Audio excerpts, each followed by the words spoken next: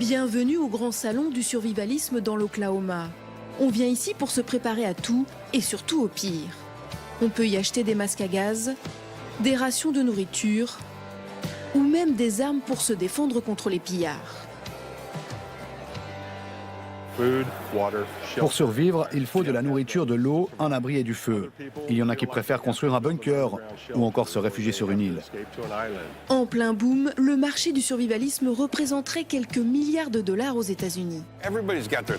Tout le monde a peur de quelque chose. Ouragan, séisme, effondrement du gouvernement, de l'économie, guerre nucléaire, pandémie ou encore un astéroïde venant de l'espace. Aujourd'hui, il serait près de 5 millions d'Américains à se préparer à la fin du monde.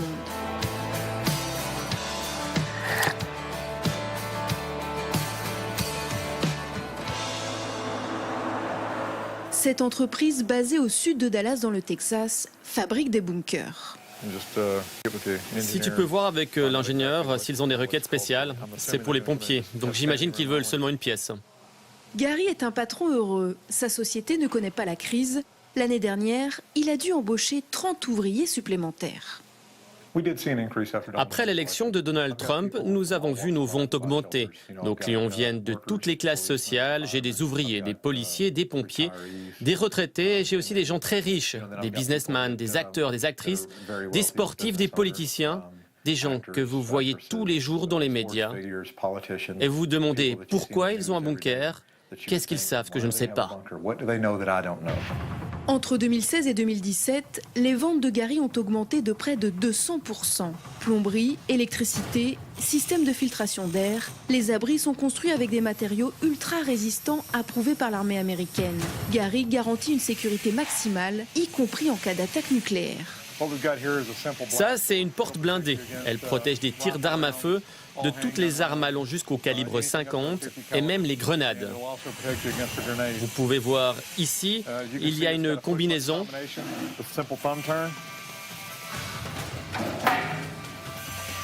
Voilà, vous pouvez entrer. Mais la spécialité de cet entrepreneur, ce sont les bunkers de luxe, un marché en pleine expansion. Sur cette vidéo de présentation, voici l'abri le plus cher de la série haut de gamme, entre 8 et 11 millions de dollars.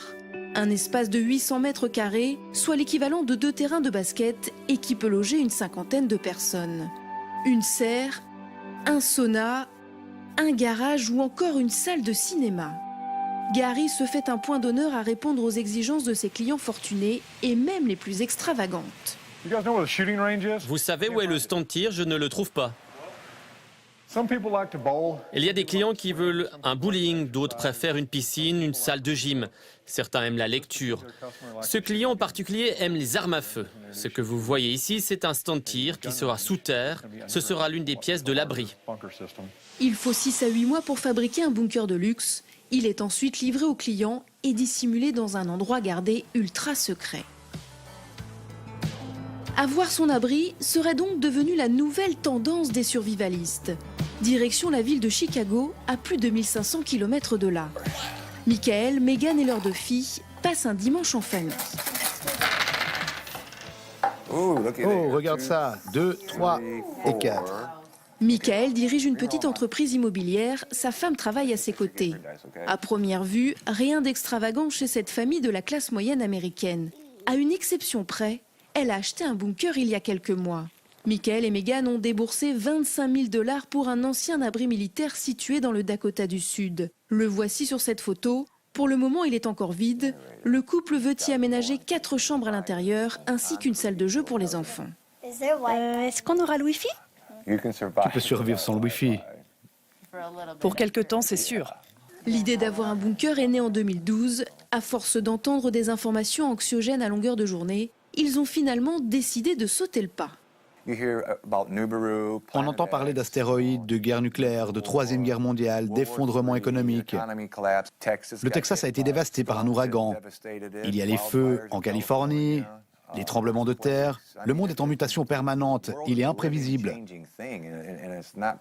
Les gens doivent avoir un plan pour être capables de se protéger eux-mêmes et leur famille.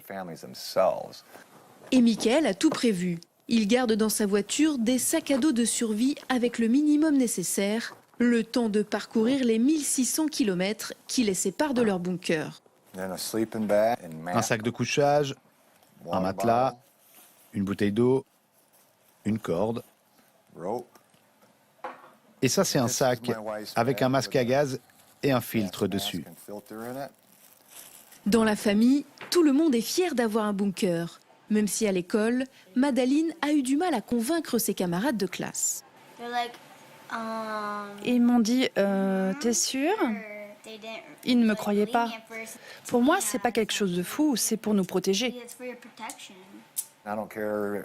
Ça m'est égal si les gens pensent qu'on est fous. J'espère juste qu'ils seront prêts le jour où il se passera quelque chose, pendant que nous serons en sécurité dans notre bunker. Leur bunker, c'est l'un de ces abris qui se trouve ici, dans le Dakota du Sud. Sur cette vaste plaine, on aménage toute une ville composée uniquement de bunkers. Dissimulés sur 50 km², soit une superficie un peu plus grande que la ville de Lausanne. Cet ancien dépôt de munitions compte 575 abris en béton. Construits par l'armée américaine durant la Seconde Guerre mondiale, ils ont été utilisés jusqu'en 1967. Depuis 2 ans, ils appartiennent à Robert Vicino, un riche homme d'affaires californien. Aujourd'hui, Robert vient superviser l'avancée des travaux. C'est du calfeutrant ou de la pâte à boire? Non, c'est un peu une sorte de mastic. Nous sommes dans ce qui sera la salle à manger.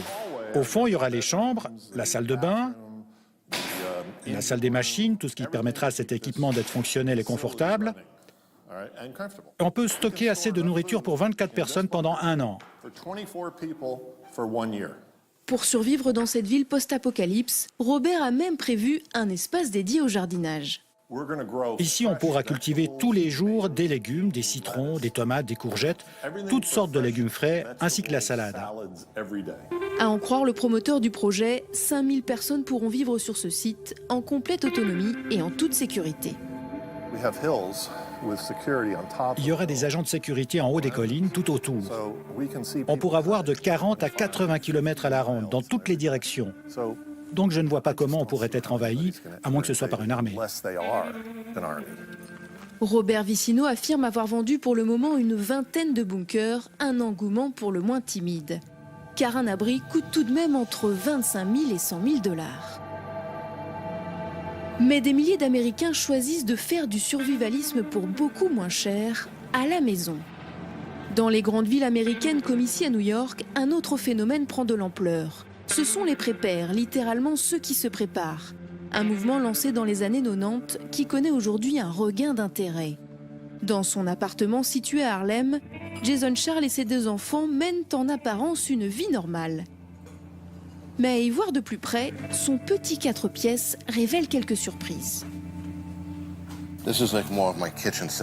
Voilà mon kit de cuisine.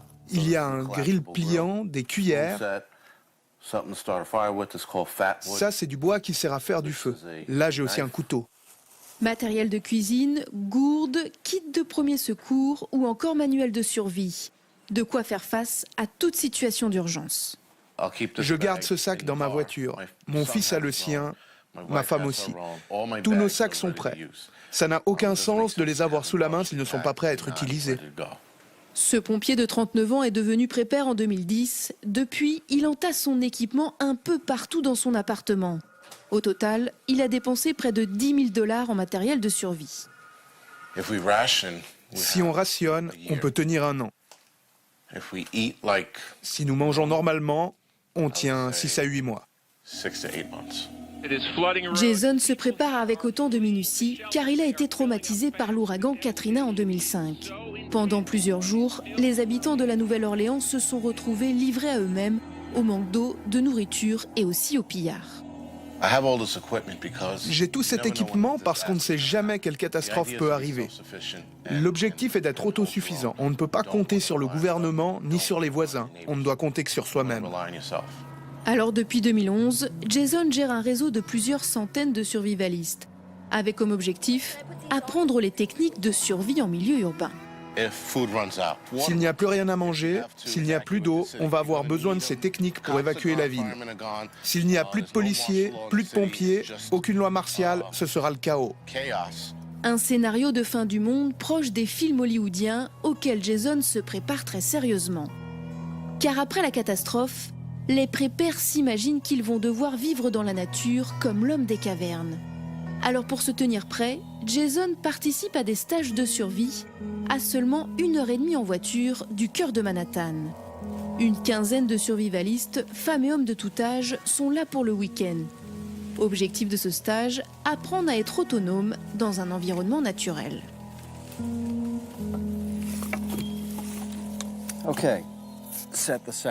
Vous mettez le deuxième pied comme ça, vous faites tourner celui-ci et celui-là va servir de support.